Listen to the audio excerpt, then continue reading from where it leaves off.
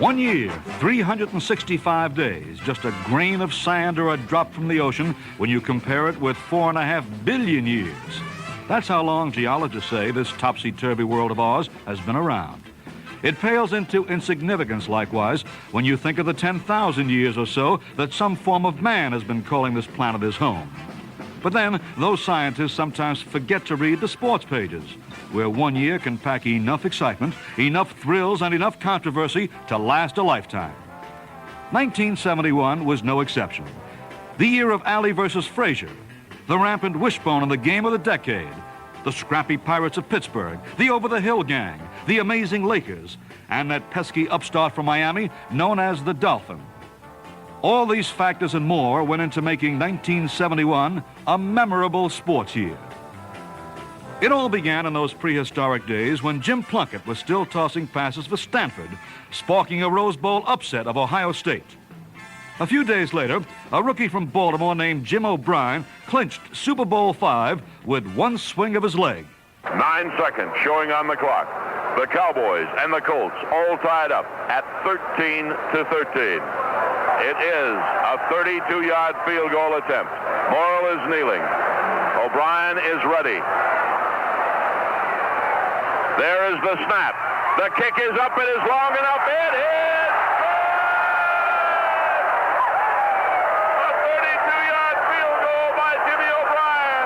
It is good. On Christmas Day, with the hourglass of 1971 in its final stages, there was another kicking situation. The score, Kansas City 24, Miami 24. The AFC playoffs, time running out. Pacing the sidelines, waiting his call, Jan Stenerud, the slim Norwegian, proclaimed football's premier place kicker. Dawson will hold. And the ball is going to be set down. Stenerud wants to put down at the 32-yard line, an additional yard to give him plenty of opportunity. Plenty of room. Waiting for the snap from center. Here it is, set down. The kick is up. It is no good. No good. He missed it. Off to the right side. Stenerud's historic miss meant sudden death. And after 82 minutes and 40 seconds of intense conflict, the shortest player on the field, an Armenian named Garo Yepremian, ended football's longest game. So Yepremian and the field goal unit come on. The ball is right directly in the center of the playing field. He got no gain on it. They put it down at the 30-yard line. This will be an approximate 37-yard attempt. If Garo makes it, the Dolphins win. He missed one earlier from 52 yards. Noonan will hold. 37 yards. There is no angle, but there is a breeze. Let's see. Noonan will hold for 37. The big play of the game for the Dolphins. Waiting for the snap. Somebody jumps to the Chiefs, gets back. Here's the snap, set down. The kick is up. He's got the distance. It's good! The Dolphins win! The Dolphins win! Yepremian, 37 yards, and the Dolphins are in the AFC Championship game as the little guy boots one in from 37 yards out, and the Dolphins win the ball game 27-24. What a finish.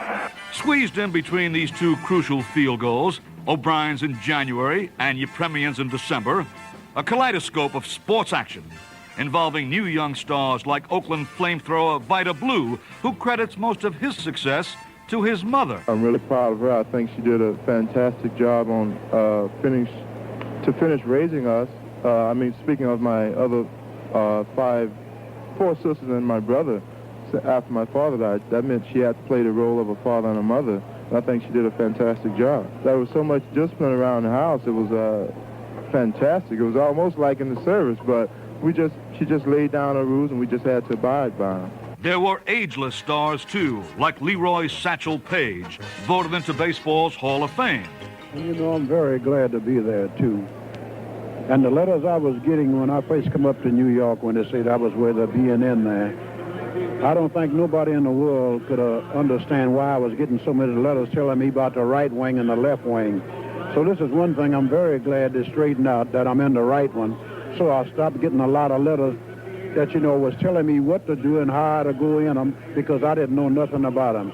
And I really appreciate it to the highest of being in there, because when you're in that, that's high as you can go in baseball. And as long as I pitched, I wanted to be just like that. And like all years, there was controversy. The troubles and tribulations of Alex Johnson, the batting champion suspended by the California Angels for lack of hustle and attitude. I'm not really in what you call a slump. I've been having a little indifference with the ball club here, and this is the difference between last year and this year. By year's end, Johnson would be reinstated and traded to Cleveland.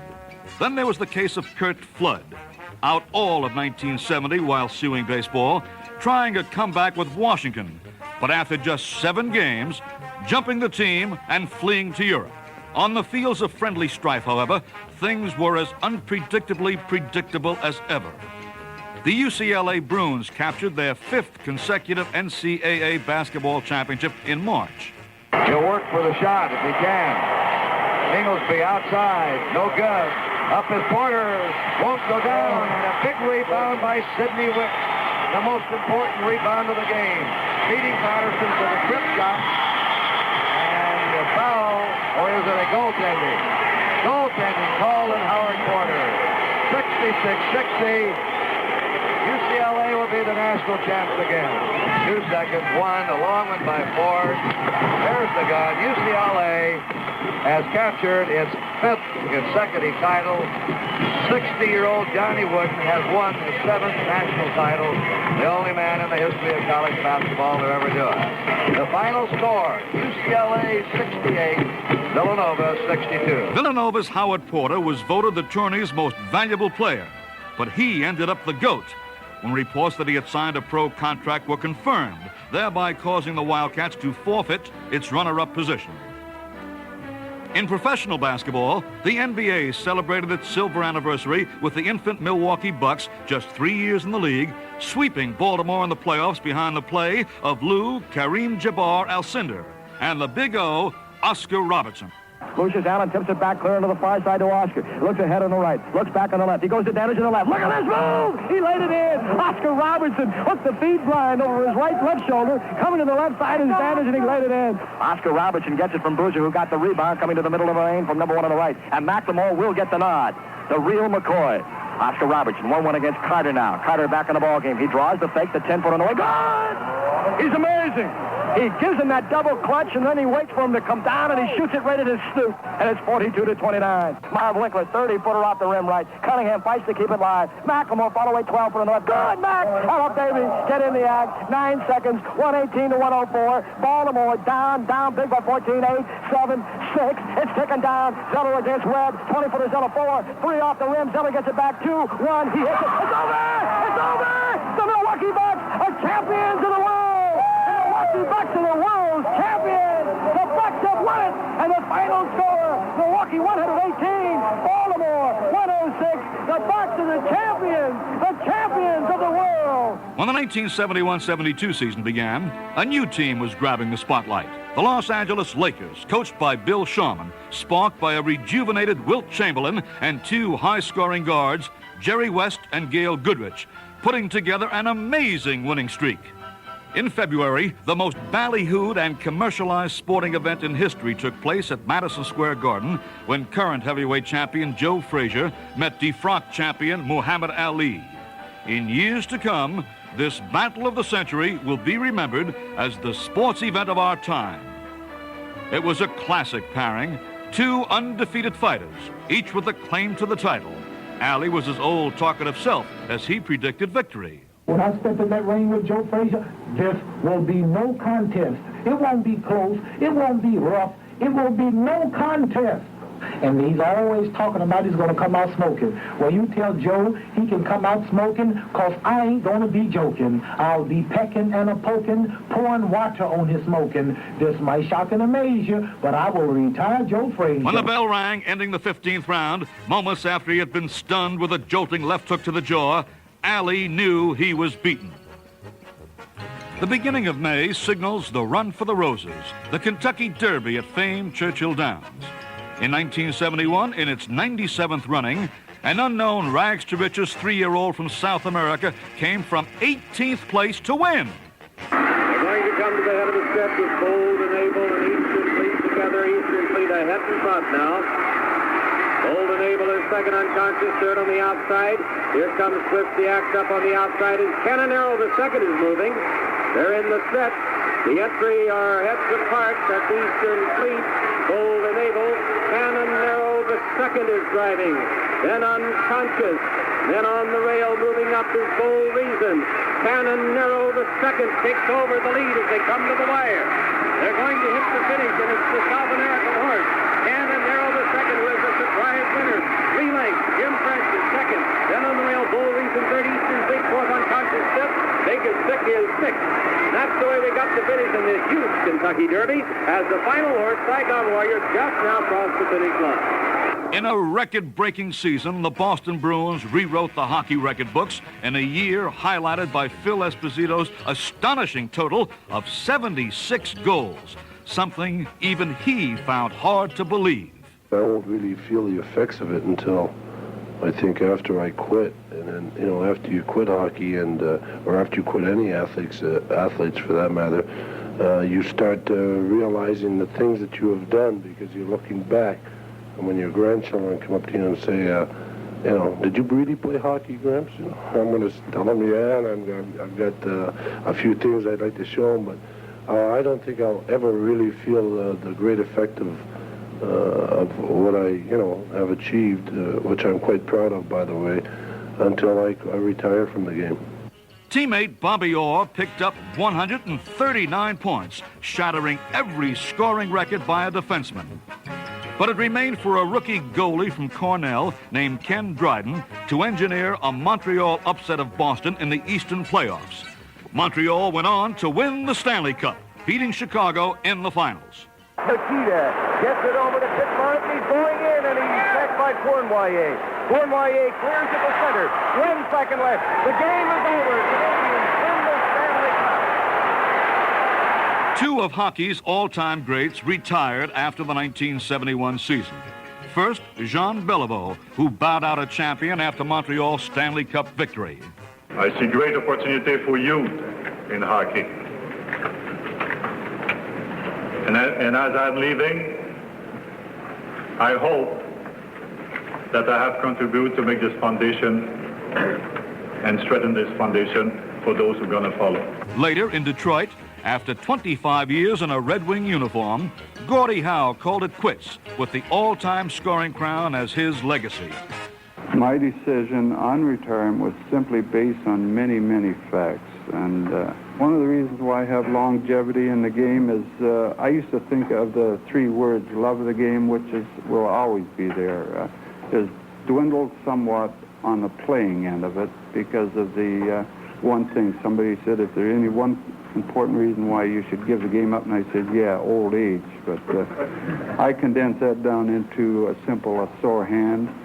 Legs, which I had to find excuses for last year, they weren't responding like they should do, and I came up with, well, I had something bad to eat or something. It was just utter lies. That's what it was. While Howe's legs would perform no more, others, younger and faster, were carrying on.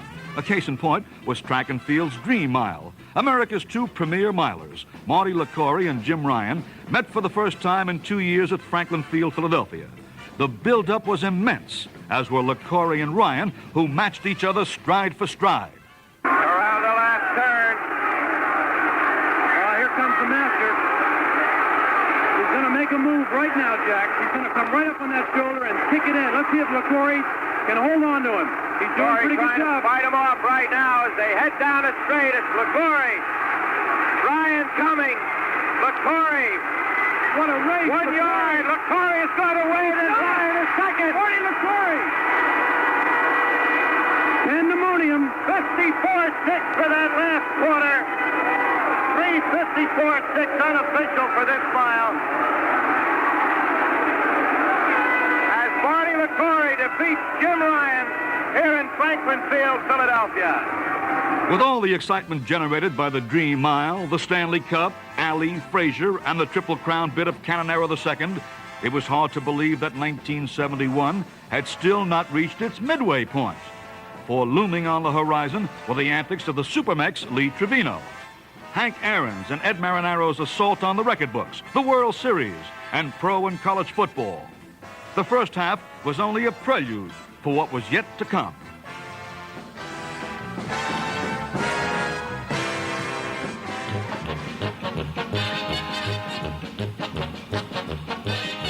the Marion Golf Course in Ardmore, Pennsylvania, the site of the U.S. Open Golf Championship. This picturesque but challenging course proved the ideal setting for the victory script of the colorful devil-may-care Supermex Lee Trevino. And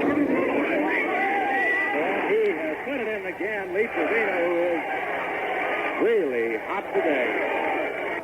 The Open Championship will be decided right here and now, although the 18th hole is formidable indeed. It is the toughest hole on the golf course this year. And it's in the cup. He takes a 3-stroke lead to the 18th hole. The talkative Texan became golf's most talked-about player as he racked up the U.S., Canadian, and British Open championships in a span of just 4 weeks. In baseball, along with the day-by-day developments of the pennant races, there were other dramas. Harmon Killebrew and Frank Robinson reached the coveted 500 mark in career home runs. And Henry Aaron continued his assault on Babe Ruth's hallowed total of 714. Aaron waiting. Perry delivers to him. Swung on. Fly ball left field. Back goes Henderson. This may be. It is. There it is. 600 for Hank Aaron. They're standing at Atlanta Stadium, and the whole team is out to greet him. The highlight of an otherwise dismal season for the Philadelphia Phillies, who moved into their new park in 1971, was a no-hitter by unheralded Rick Wise against the powerful Cincinnati Reds. Nothing but a bunch of zeros up there for Cincy at the moment. 3-2. Rick no doubt will give him his best shot here. Here it comes. There's a liner to Vukovic, a no-hitter. He draws it out, and the Phillies come streaming up. Vukovic at third caught the line drive. And ladies and gentlemen, Rick Wise has pitched his first no-hit game, and what a game it was. The American League Baseball playoffs had a familiar ring to them. Baltimore sweeping 3 straight, this time against the Oakland A's. A drive down the left field line. It is fair. And here's Powell digging into third. They're waving him on. The throw. Safe. And over to third goes Frank Robinson. 2-2 to Blefary. The next delivery. Swing and a miss. Palmer strikes out the side. The Orioles have won the American League Championship Series for the 3rd straight time, and for the 3rd straight time sweep an American League Championship Series. Earl, on behalf of the American League, I want to present this Will Harrods Trophy to you and your great ball club and your great organization. You're top. Now let's go get them in the World Series. Thank you very much, Joe. It's a beautiful thing. I'm really proud of it. And 3 straight is something. We'll take one day off and get ready for the National League for you. Attaboy. The unpredictable National League saw a different representative emerge as pennant winner for the 3rd year in a row. This time the Pirates, who dominated the tired Giants, victors over the Dodgers in the year's only close race. The Pirates are 1 out away. 9-5 Pittsburgh. 1-2 to Bobby Bonds. Dick Dietz on deck. And Justy trying to end it right now.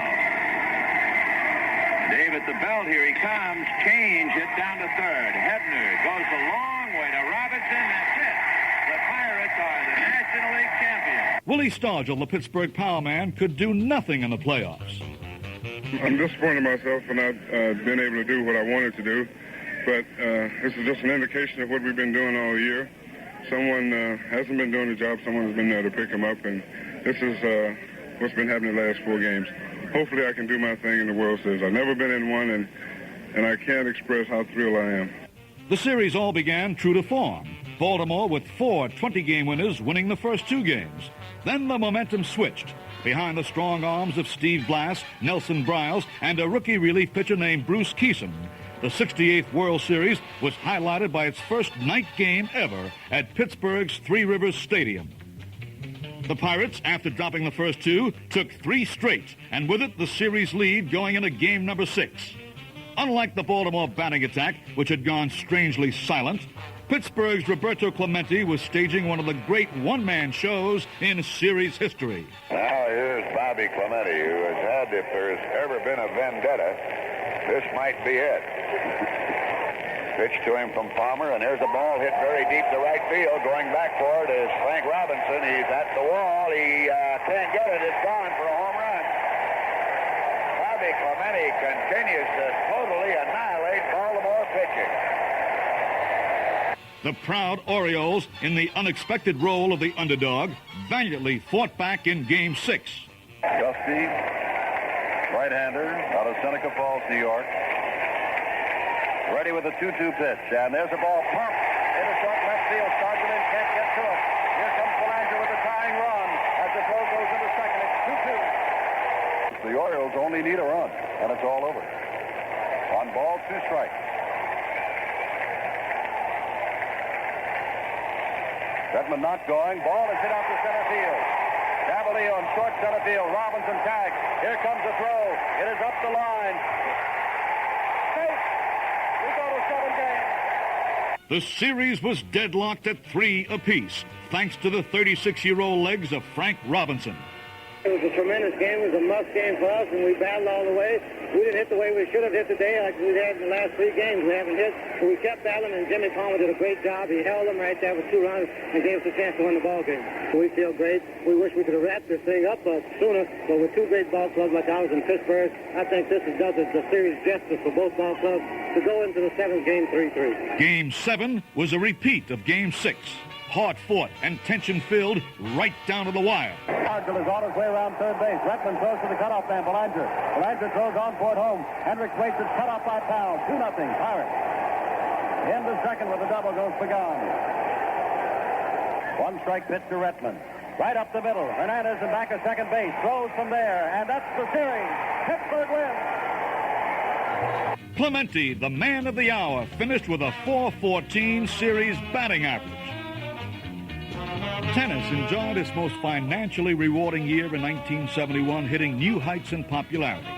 However, the split between Lamar Hunt's contract pros and the International Lawn Tennis Federation would cast a grim shadow over the future of pro and amateur tennis. America successfully defended the Davis Cup thanks to the superb play of Army Private Stan Smith. Final game, 3rd set. Chiriak serving. Score Love 15. Chiriak falls down on this point.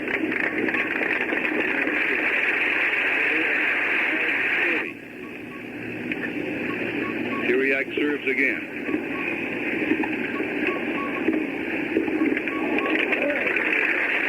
Another point by Smith. Love 40, the score. And here comes match point as both players move in close to the net. And Smith, elated, leaps the net.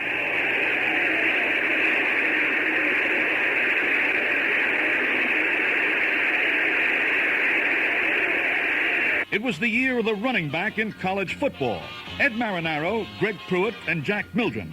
Johnny Musso and Lydell Mitchell were just some of the standouts. Marinaro, who averaged a record 209 yards rushing per game in 1971, broke Steve Owens' all-time career rushing record in Cornell's 6th game against Columbia. Mark Allen, the sophomore quarterback, is up overweight. The hand up to Marinaro, into the line, up to the 32-yard line, and that should be it.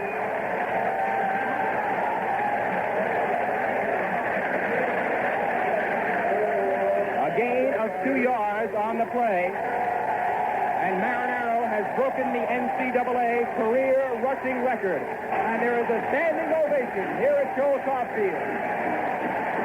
The pressure was in the air, and I was nervous, but I'm just glad I was able to break it in the first 2 carries so I could, get that over with. Marinaro was considered the favorite in the battling for the Heisman Trophy, but in a surprise, could only come up second. This is it, 1971 Heisman Award winner. One name here. The winner is Pat Sullivan of Auburn University. Hey, Pat Sullivan. Congratulations, Pat. Number 2? Number 2 is Ed Marinaro from Cornell University. So I think we have Pat Sullivan on the phone here, your award winner, since you're president of Downtown Athletic Club. Why don't you congratulate him personally yourself? Hello. Hello, Pat. Pat, this is John Ott, president of Downtown Athletic Club. Congratulations. Thank you, Mr. Wright. I'd like to say something if I could. I'd like to thank all of my teammates and my coaches that I've been fortunate enough to play with over the past 3 years. I accept this honor on behalf of all of them because it's been a team effort these past 3 years, and I just thank all of them. It seems every few years or so, we have what is labeled the game of the decade. There were two in the 60s, Notre Dame versus Michigan State, and Texas against Arkansas. The first game of the decade in the 70s occurred on Thanksgiving Day 1971 when number 1 Nebraska met number 2 Oklahoma. Down the line, now Golden wants to throw, looking deep into the end zone, Harrison, touchdown! Boy, I'll tell you, he covered a lot of territory in 2 plays. From the 24-yard line, Milton to Harrison, the Sooners have scored. Beautifully done. Absolutely beautiful. Out come the Huskers, Cox to the left. It's the eyes wanted left. Daggy barking him out, gives to Kenny. Kenny smashes his way. Touchdown! This has got to be the biggest play of the game so far. In that wishbone. Here's Milton back to throw. Looking in the end zone. Touchdown! To Harrison. It's all over.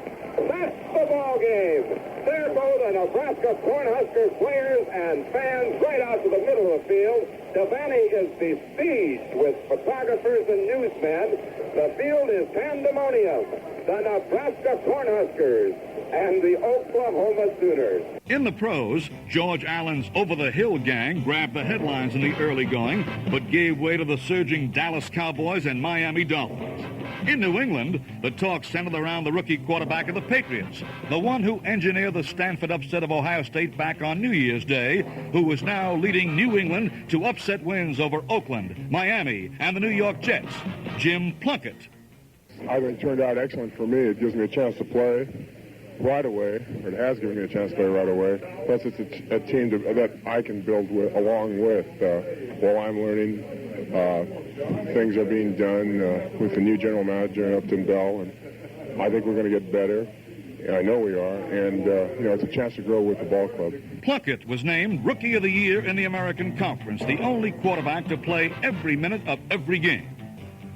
With Dallas, Baltimore, Cleveland, Kansas City, San Francisco, Minnesota, Washington, and Miami contending for the 2 Super Bowl berths, it all boils down to Cowboys versus Dolphins, with Dallas at last triumphing after years of near misses. Staubach up under center, first down from their 34-yard line. Drops straight back to throw. Sets up. He is being rushed. Fernandez got him. Nails it for a loss. Back at the 28-yard line. First and goal for 7. Staubach set. Fires. It is caught. Touchdown. Lance Allworth. He got just inside the flag and got inside Curtis Johnston down here in the corner. And the Cowboys now move out to a 9-0 lead with a minute and 15 seconds left to go in this first half. So we're going to have to settle for a field goal as the Premian comes in. Waiting for the snap with 8 seconds to go in the half. Here it is, set down. The kick is up. He's got the distance and the height. It's perfect. The Premian gets this on the board. The college football regular season ended with still some scores to settle and the national championship up for grabs. The national championship was on the line when Nebraska met Alabama in the Orange Bowl. Nebraska, defending national champs. Bear Bryant's Crimson Tide, after a lapse of several years, undefeated and ranked number 2. Earlier in November, Alabama swamped Auburn in the most important Southeast Conference game in 25 years behind the running of the Italian stallion, Johnny Musso. But Musso's hopes were dashed against the awesome Cornhuskers. 15 seconds left. Hobson back and in a crowd. And gets out of it to the 10 and down near the 8-yard line. With the clock running, 10 seconds to go. 9. They'll count it down to the national championship for the University of Nebraska.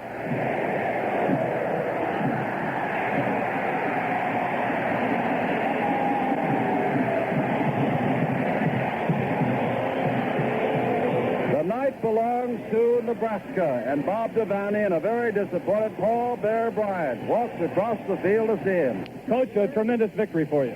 Thank you very much, and if we have to play another game to win it, we'll do it. Devaney was awarded Coach of the Year honors as Nebraska swept to its second consecutive national title. In his last year as coach in 1972, he'll try for 3. But then, that's another story. Yes, to geologists measuring the age of the Earth, it was just another year. But to sports fans, it was something very special.